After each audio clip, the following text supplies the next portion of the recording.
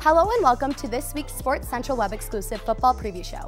I'm your host, Megan Lee, and tonight's episode will focus on the upcoming 2018 football season for the Chippewas. The team ended their 2017 season with the most wins since 2009, claiming 8 regular season victories. 2018 will be Coach Bonamigo's 4th season, and the Chippewas will lose seniors on both sides of the ball. Notably, quarterback Shane Morris, tight end Tyler Conklin, defensive end Joe Ostman, and defensive backs Amari Coleman and Josh Cox, among others. With a season full of accomplishments, including the Michigan MAC Trophy and numerous individual player awards, the team hopes to keep the ball rolling into the next season. One of the main reasons that the 2017 Chippewa football team was so successful was the senior leadership that was provided across the board. Many of those seniors are now looking to make their way to an NFL roster to play football on Sunday nights this upcoming fall. Tyler Conklin and Joe Ostman are likely to be late-round draft picks in the upcoming NFL draft, and multiple more standouts will look to sign as free agents before training camp. Joining me now are Joe Palace, Cam Gutekunst, and James Young. Joe, how do you think Tyler Conklin and Joe Ostman will fare once they're on the NFL roster? Yeah, I think it's really exciting for both of these players. I think they both have a lot to bring to the table when it comes to an NFL team. Obviously come from Central Michigan, it's a Division I program, but not always the biggest and best competition. Tyler Conklin's a guy I think is going to step in right away and can not only compete for a roster spot, but compete for some playing time as a rookie in the NFL. He's a guy that this last year was limited just a little bit with his foot injury. Obviously still had a great year, but he's only gotten better in the postseason so far, improving on all his draft stock, going up and up. And then when you talk about Joe Ostman, the guy is just a standout, a workout warrior, always in the gym. And I think his big shot is, first of all, getting on and playing for a team as a special teams player. And then also, and it's not going to take too long for them to figure out this kid can play on defense too. Yeah, I agree totally, especially with Ostman. I really think that's where he'll start, is on special teams. And if he makes a play or two on special teams, then he could get some situational playing time on defense. I really think that. So, we did the whole mock draft special a few weeks back, and, we had Joe Ostman going as a 6th or 7th round pick, maybe undrafted, but recently NFL.com came out with a feature, and he was a 4th round draft pick to the LA Rams. So I think people are really recognizing this kid's got talent. And, Tyler Conklin, like you said, I think he steps in and can be a number 1 or at least a competitive number 2 for a team immediately. It always hurts to lose senior leadership. Who do you guys think is going to step up in the 2018 season to lead CMU?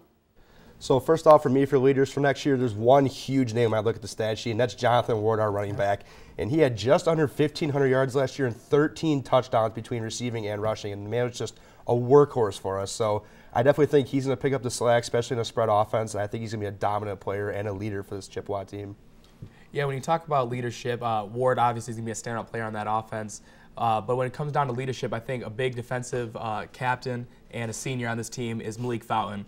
Losing a lot of guys on that defense was very good defense last year. Malik's a guy, a big, powerful linebacker who's going to be able to step in, make sure to set the tone for all the younger guys in the offense or on the defense, and make sure everybody's up to par for Chippewa football. I think a guy that could surprise a lot of people as a vocal point in this offense is going to be Logan Hesbrook, the tight end. Absolutely. He played in place of Conklin a couple times last year. He had a pretty good stats. I think it was 10 receptions, over 100 yards and a touchdown. He's very athletic. He played quarterback in high school. He could definitely be a big part of this offense. Yeah, he's definitely going to be relied on. Conklin leaving, he has some big shoes to fill, and we have a lot of younger guys at that tight end position. Hesbrook's going to be leaned on heavily. I'm definitely looking forward to who's going to step up this fall. We're going to take a quick break, but coming up, we'll be talking about some of the new faces and impact players that you will see on Saturdays in Mount Pleasant coming this fall. Don't go anywhere.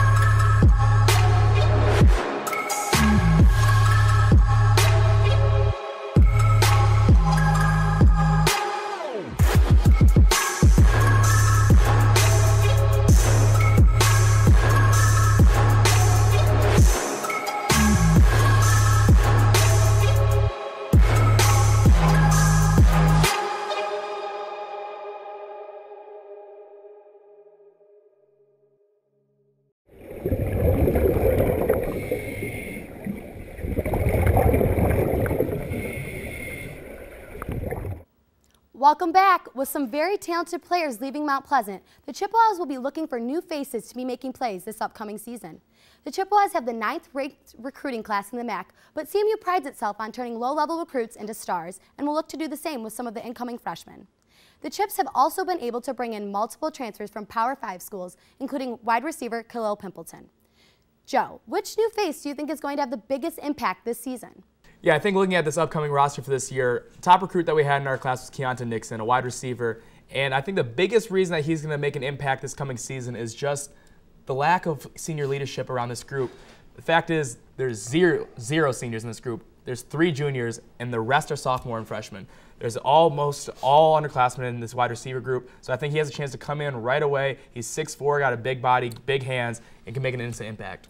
And I went with another recruit, Randall Harris. He's from Walled Lake Western, Michigan, played at Walled Lake Western High School. He's a corner. And, we got likes of Josh Cox leaving, Amari Coleman. That whole secondary pretty much is gone. So we're going to need some young guys to step up and fill in for that secondary. New coach, new secondary. I think it's going to be really key for us. Yeah, I also went with a defensive back. I went with Montre Braswell. He was a 3-star corner coming out of Florida. Stud. He is great. He is a very good special teams player. He can jump routes like no other. And when he has the ball in his hands, he's a great playmaker. I think he could even see some offense potentially. But this guy could be a great corner for CMU. It's a little bit of an Amari Coleman 2.0. Yeah, exactly. Coming in here, special teams player. Sounds a lot like it. I'm excited for it. Absolutely. Thanks, guys. Moving to the offensive side of the ball now, the 2018 season will be the second season under new offensive coordinator Chris Ostrowski. The offense had its ups and downs in the 2017 season, but really found its groove during their 5-game winning streak to close out the season, averaging over 35 points per game. The offense will now look to Tony Poljan at the quarterback position, who is poised for a breakout season. James, who do you think the most important player will be on the offense this upcoming season? Yeah, someone I think the offense is going to lean on, especially early, is going to be running back Jonathan Ward. As Cam said earlier, he had over 1,000 rushing yards last year, a ton of receiving yards. He's a great option for this offense, especially while the new quarterback, whoever it may be, kind of gets their wings under them starting off this early season. Yeah, I agree with what you're saying there. Ward's obviously going to be the pinnacle of this offense, but I think Tony Poljan has this quarterback spot locked down, and I think the offense is going to run right through him. I think you're right. It's going to take a little bit of time for him to get his feet under him, but I think once they get a chemistry going together, Ward really took off towards the end of last year. He's going to start off right away. Poljan's going to get his stride, and once those two get going, I'm really excited. And, you're talking about Jonathan Ward here, a big-time running back, and you're talking about an athletic quarterback in Tony Poljan, but the one key thing to have either of those two positions work out is that offensive line. We're going to have a completely revamped offensive line with a lot of senior-heavy across from tackle to tackle, and we're going to need those 5 guys to get in the trenches and get the job done, whether it's me through the air, through the ground, or whatever we're trying to do on offense. Absolutely. They're going to have to be some athletic guys to hold out for that long passing game as well as get out in space and make some room for the offensive players to run. Yep. I can't wait to see what happens. All right, Joe, how do you think Poljan will handle Ostrowski's spread offense? I think he's going to handle it very well. As I just said, James's answer, I think it's going to take a little bit of time. It's his first action as starting quarterback, if, of course, he comes out as a starter come the start of the season. Coming out of Lansing Catholic, bigger school, but obviously it's not Division I football. He's going to take some time to get used to it, but I think in this offense he's really going to thrive. Last year, Shane Morris did well, but he wasn't quite the athletic, big, strong quarterback that I think this offense needs. Poljan's a tall kid. He's going to be able to see over that offensive line, really scan the field in those long passes, as well as be able to get out of the pocket and shake some tackles. He's going to be able to lower his shoulder, get some extra yards, and I think keep this offensive going, especially on those short third down plays, be able to roll out, make something happen. And you mentioned Poljan didn't play D1 ball in high school, but Poljan was a big-time recruit coming out of high school from Lansing Catholic. He was committed to Minnesota, had offers at Michigan State, had offered Oklahoma State, and he's a big-time player. And we named him as a leader as well. Yeah. He came out and played a receiver role last year, so he has the athleticism. He's obviously very determined if he's willing to switch positions to make this team better, and I think he's going to be great for this offense and the spread. Yeah, I think his versatility will be huge, too, because he could line up at a different position a couple times a game, and that would confuse the defense and just throw him off. That just adds another layer of versatility to this offense. Yeah, he's a kid that's going to come in, give his all at the quarterback position, prove that he deserves to be there. As only a sophomore, if he gets this job, he's going to have a lot of time to grow and develop, especially under Coach Ostrowski. At his time in Northern Michigan as a head coach, he set 23 offensive records at that school. He knows how to work an offense, and year 2, we'll see how the system works. Hopefully Poljan and the rest of the Chippewas have a successful start to this coming season. 2017 was a season comprised of strong defensive accomplishments for the Chippewas. Joe Ostman led the NCAA in sacks. The team ended the season ranking 7th highest in the NCAA for interceptions with a total of 19 and tied 3rd in the nation in turnovers gained with 31. Cam, who do you see stepping into the pass rushing shoes of Ostman for this upcoming season? So the first name I see when I look at this position is going to be Mike Dana. He's a defensive end. I actually played against him in high school. He's from Warren De La Salle. He was a great player then, still a great player now. He's had 23 games played over the last 2 years, and he had 5 sacks last year, which is pretty solid for someone coming up. He had 32 tackles, and I think he's going to be a real impact player coming off the edge for the Chippewas next year. I really think Sean Adesanya, he's a transfer from Illinois. I think he could be a under-the-radar big transfer for the Chippewas. Oh, yeah. I think, if nothing else, he'll provide depth for sure. Yeah. He was injured a little bit last season. He only played in 7 games, but he had 10 tackles in those games. Originally, when he was coming out of junior college, he was a 3-star recruit, so obviously there was something there. I think he could be a big-time player for this defense. I agree. Yeah, besides Ostman last year on that defensive line, Mike was really a standout player and was a consistent player for the Chippewas. And you gotta always love a grad transfer coming in. Last year, the big shiny toy was Shane Morris. Yep. This year, we get a defensive end. Hopefully, provide some senior leadership and some skills to add to this defensive line. I guess we'll see how the defensive line comes together this coming season. And James, after a strong season for the secondary, they now are without secondary coach Archie Collins and senior leaders Amari Coleman and Josh Cox. How will they maintain their dominance this season? Yeah, losing Coach Collins is huge. A guy that I talked about earlier, though, I think he's going to make a big impact in the secondary is Montre Braswell from Florida. He was a 3-star recruit. He's a playmaker with the ball. He can predict routes great. He can lock down big receivers. But at the same time, I also think he would be a great slot corner. He's very fast, obviously, as was shown on his special teams performance. But the way that they can maintain that dominance is just by getting recruits like Braswell year in and year out.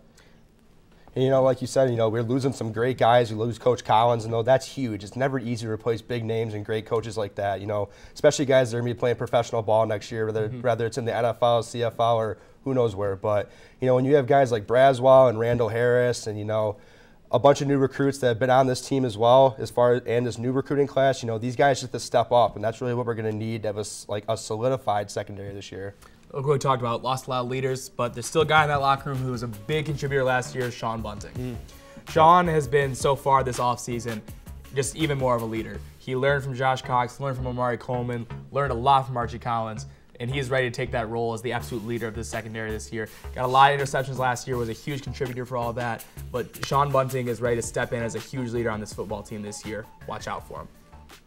Now kicking it over to the special teams unit, Coach John Bonamigos spent 17 seasons coaching special teams in the NFL, so there's no shortage of leadership when it comes to this phase of the game. Amari Coleman and Gerard Davis both provided electrifying moments on the kick return team to lead the special teams this past season. Kicker Michael Armstrong was one weakness in the special teams, only connecting on 33% of his field goal tries from over 30 yards. James, what do you expect to see from the kicker position in 2018? Yeah, Armstrong did struggle from long range, but he only missed 4 kicks on the whole year. I think he'll probably get the start early on. If there are problems later on in the year, Caden Keon is the punter. He's a junior, but he did kick field goals in high school, and he was fairly successful at that. But I really think going into the season, at least, Armstrong should be the clear-cut number 1. Yeah, I think you got to go with the experience there. And I can remember back to the first game of last season against Rhode Island, and some kicks that just happened that you cringed at, made that game way, way too close. You can't leave points on the field as a kicker. You got to go out there and do your job. And he only missed 4 kicks and wasn't very good from beyond 30 yards because I really don't think the team trusted him last year. So that's going to be a real sign coming in this year. Do we have a kicker, and can this team trust them? And football, it's not a flashy thing to kicker, but football is a 3-tier sport, and you have to have those special teams. You got to make plays. You can get turnovers, you can get scores, you can get field goals, and you can really change games on special teams. So it's all going to start with that kicker and punter for the Chippewas next year. Yeah, as we said, Bono spent a long time in the NFL making his bread being a special teams coordinator. He's not going to ignore that position, and he's going to make sure it's figured out come spring. Cam, do you think the Chips can get the same sort of production from the kick return position that they had in 2017? And that kick return position is really important. I just mentioned football is a 3-tier game, and these guys can fight for field position. They can have turnovers. They can score for us. And so whoever we put back there on kick and punt returns is going to be really crucial. So we lose Amari Coleman, we lose Mark Chapman, but Berkeley Edwards is someone I think is really going to step up for this return unit. And his father Stanley played for U of M and played for the Detroit Lions. His brother Braylon played for U of M and played for the Jets, Browns, and a few other NFL squads. And he himself transferred here from the University of Minnesota, so he has a great football pedigree, has big-time experience, and has experience returning balls for CMU last year. So I think he's going to be the one to look for this year as the main guy for this return unit. A guy that could be a little bit more under the radar, too, is Damon Terry. He only had 4 returns last year, but it was for over 90 yards. So they could put him in there if they want to provide a spark on that special teams unit. Yeah, no matter who it is, it's somebody that you got to trust to take some calculated risks, know when to fair catch it, know when to take it in traffic, and know when to pull it in and see holes. It's a very important position, as Cam said. There can be turnovers, there can be scores. Got to trust whoever your kick returner is. Hopefully we see some success with the special teams this fall. We're going to take one more break, but when we come back, we'll take a look at the Chippewas coaching and make our predictions for the season to come. Stick around and we'll be right back.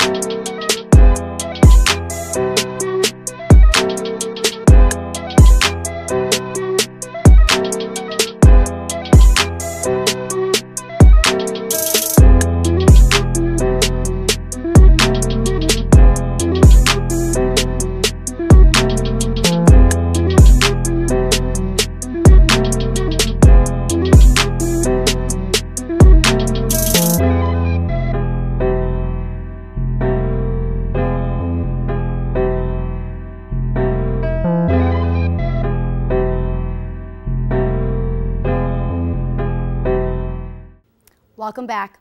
The Central Michigan football staff is facing some replacements as defensive coach Archie Collins and tight end coach Sharon Moore accept roles with new teams.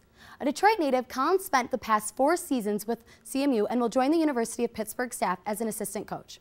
He led a feared defensive backfield during his time in Mount Pleasant, but his positional responsibilities have yet to be announced at Pittsburgh. A former offensive lineman at Oklahoma, Sharon Moore has been named the University of Michigan's tight end coach. Coach Moore made his mark on the university as a recruiter and a tight end coach, transforming Ben McCord and Tyler Conklin into NFL-level tight ends. When discussing these coaches' departure, head coach John Bonamego said they made CMU a better place, grew as leaders, and were proud to see them chase their dreams. Joining the coaching staff for the Chips this upcoming season is Tavita Thompson, Corey Hall, and Tony Coaxum. Thompson spent the past 3 seasons as an assistant coach with Nebraska and will begin as the tight ends coach in the 2018 season. Hall finished the 2017 season as Oregon State's interim coach, but spent 2 seasons with the Beavers coaching cornerbacks as well. Hall has been hired as the secondary coach and defensive pass game coordinator for the Chippewas and will aim to develop the defense in the 2018 season. Another addition to the coaching staff is a familiar face to Coach Bono. Tony Coaxum played at Army during Bonamego's time as the assistant coach at Army. Coaxum was quoted saying, "I've known Coach Bono since I've been 18. He believed in me and made the case to bring me on the team as a walk-on at Army." Coach Coaxum will assist the Chippewas special teams and cornerbacks, adding more than a decade worth of coaching experience to CMU's staff. All right, now we're going to take a look at the 2018 schedule for the Chips. CMU takes on 3 Power 5 schools, highlighted by an in-state matchup with the Michigan State Spartans on September 29th. The Chippewas will also have a chance to take down Western Michigan for a 2nd straight year when the Broncos travel to Mount Pleasant on October 20th.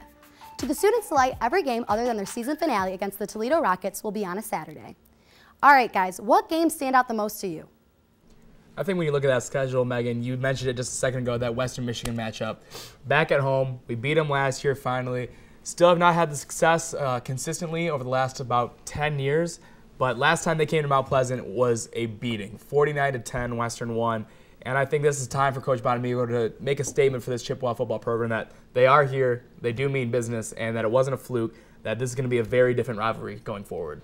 And, you know, I'm going to take a spin off that. I'm going to start with game 1 at Kentucky. You know, you're facing an SEC opponent week 1 on the road, and Coach Stoops has got that Wildcats program rolling. You know, they made a bowl game last year, and they're starting to improve year by year. And, you know, that's the first game where you're going to see that new quarterback we're going to bring in, a lot of new offensive linemen, a lot of new defensive backs, and, you know, the whole new coaching staff we just talked about. So that's going to be a huge game for us to set the tone for the season. I agree. I think that's going to be a really big game to open this one out. Kentucky, in the past, has not always been the most storied program, but like you said, they're trending upward just like this Chippewa program. Big Blue Nation's going to be coming out to start this season off strong. Hopefully the Chippewas come to play. It looks like we've got a pretty exciting schedule to look forward to. James, do you think the Chippewas have a shot at claiming their first MAC title since 2009 this season? Yeah, I think it's definitely a real possibility. They have a fairly easy out-of-conference schedule, except for Michigan State, I feel like. Yeah. Toledo is probably going to take a step back. They won the MAC West last year. They lost their starting quarterback to the NFL draft. I definitely think that 9 wins is a very real possibility for this team. Yeah, I think it's always a possibility. I think they're going to finish right about 8-4. I agree. I think we have a good shot at our non-conference schedule. I think we're going to come out and beat Kentucky and Kansas to add 2 more Power 5 conference wins to our belt. And then I think a few losses to State. I think that's going to be a tough game. And I also think Toledo might still have our number. But we really need to take care of business when it comes to conference play if we want any chance to get there and also to make a good season out of the whole thing. I hate to be the pessimist of this trio, but I'm a little more unlikely on the odds of us winning a MAC title this year. I'm expecting about a 6 to 7 win year out of us. I don't really like us going to Big Blue Nation week 1. I don't feel confident there. At Michigan State, that's tough. And like you said, Toledo in the Glass Bowl at the end of the year, that's always tough. And I'd like to see some consistency as far as these Michigan games. You know, Eastern Michigan, we're going 2 there this year, and Western coming into town. You know, I think these would be tough games for us. And then NIU week 3, we're going there as well. So there are some tough games in there for us, and I'd like to see some consistency. And I don't know if we're going to have that with this new quarterback, new coaches, new secondary, new O-line. There's a lot of factors that had to come together here. Yeah, there's a lot of things still up in the air right now for this coming year. And I think bottom line, even if we don't make it to that MAC championship, hopefully we still make it to another bowl game. Coach Bono's made it to a bowl game every single year he's been a coach here, but we still have yet to win a bowl game in his tenure so far. So hopefully they get back to that bowl game, and hopefully this year we get a win there. Thanks for all the input, guys. And that will wrap up our football preview show and our final Sports Central web exclusive episode of the semester. Be sure to tune in next week to our final full episode and follow us on Facebook and Twitter. I'm Megan Lee, and this has been Sports Central.